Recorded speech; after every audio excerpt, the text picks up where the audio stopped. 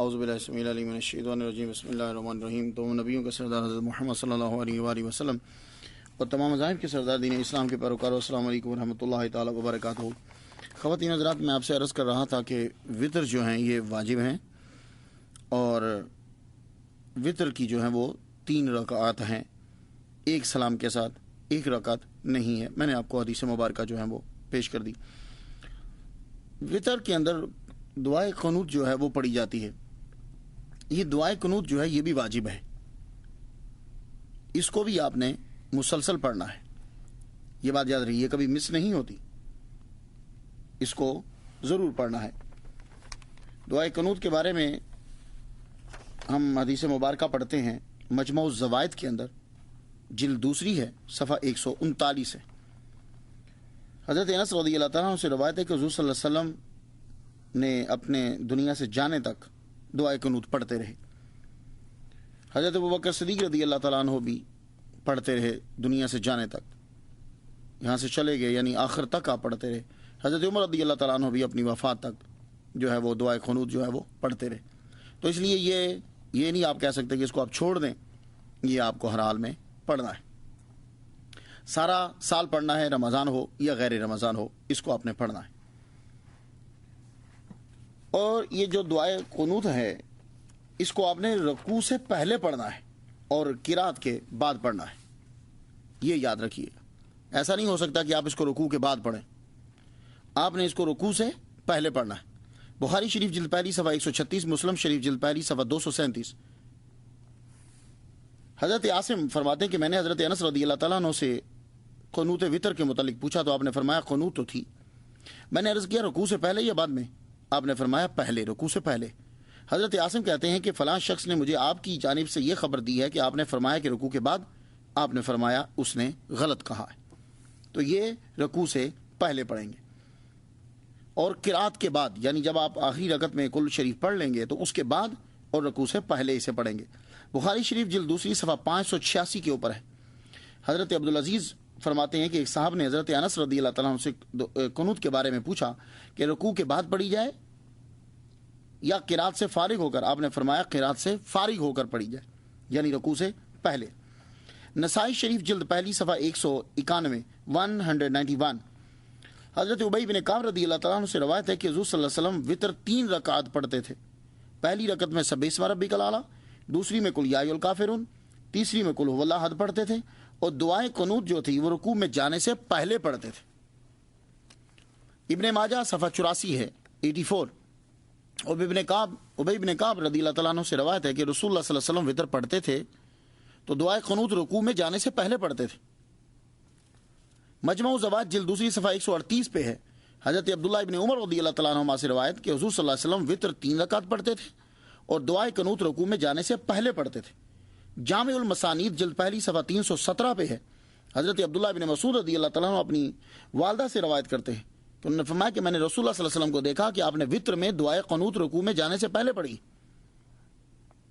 تو ان تمام احادیث سے، یہ حدیث مبارکہ ہیں، پوئٹری نہیں ہے یہ، نہ یہ ہسٹری ہے، تو اس سے یہ واضح ہو گیا کہ رکوع سے پہلے پڑھیں گے۔ اب اگر کوئی آدمی یہ کہ جی حدیث ہے ہی نہیں تو تجاہل عارفانہ ہے یا کمپلیٹلی ہی تجاہل ہے۔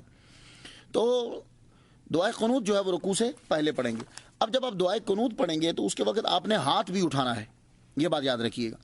اس کے لیے سن لیجئے، ہاتھ جو آپ اٹھائیں گے،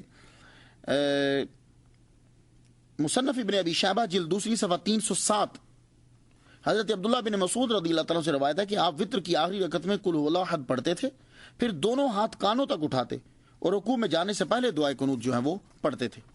تو خواتین حضرات، یہ دلائل جو ہیں وہ آپ یاد رکھیے گا، کیونکہ ریسرچ نکلتی رہتی ہے، اور ریسرچ ایسی نکلتی ہے کہ وہ بس نکل ہی جاتی ہے، بندے جو ہیں وہ لوگ جو ہیں وہ بیچارے پریشان ہو جاتے ہیں۔ اب حضرت امام احمد بن حنبل کی بھی سنتے جائیے، آپ کیا فرماتے ہیں؟ آپ فرماتے ہیں کہ رکوع سے پہلے جب دعائے قنوت پڑھے تو تکبیر کہہ لے، اللہ اکبر کہہ لے، پھر دعائے قنوت جو ہے وہ شروع کرے۔ حضرت عمر رضی اللہ تعالیٰ عنہ سے روایت ہے کہ وہ جب قرات سے فارغ ہوتے تھے تو تکبیر کہتے تھے، یعنی قل ھو اللہ احد اللہ الصمد لم یلد پڑھ لیتے تو پھر قنوت پڑھتے، پھر رکوع کرتے، پھر تکبیر کہتے۔ حضرت علی رضی اللہ تعالیٰ عنہ، حضرت عبداللہ بن مسعود، حضرت برا بن عازب، اور یہی حضرت سفیان ثوری کا بھی قول ہے، کسی کا اس میں اختلاف جو ہے وہ نہیں ہے۔ تو خواتین حضرات، یہ ٹاپک جو ہے وہ مکمل ہوا۔ اس کے دعائیں جو ہیں وہ 2 ہیں۔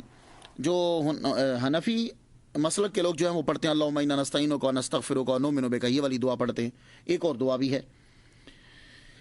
اور حضور صلی اللہ علیہ وآلہ وسلم جو ہیں جب آپ سلام پھیرتے تھے وطر سے تو بعض اوقات آپ سبحان الملک القدوس پڑھتے تھے.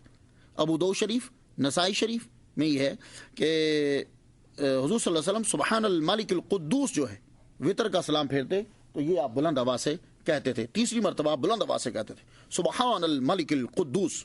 تو کبھی کبھی ایسا بھی پڑھ لیا کریں.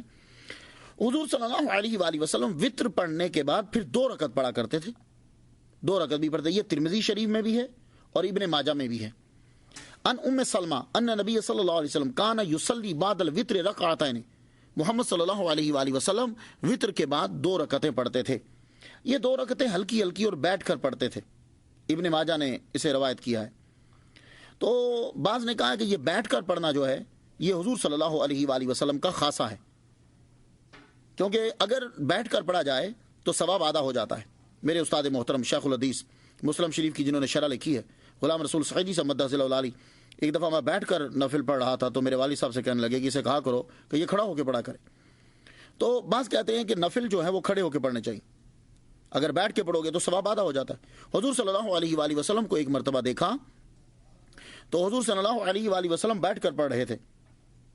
تو صحیح مسلم میں ہے یہ حدیث مبارکہ، اور یہاں ذرا سماعت کیجئے گا.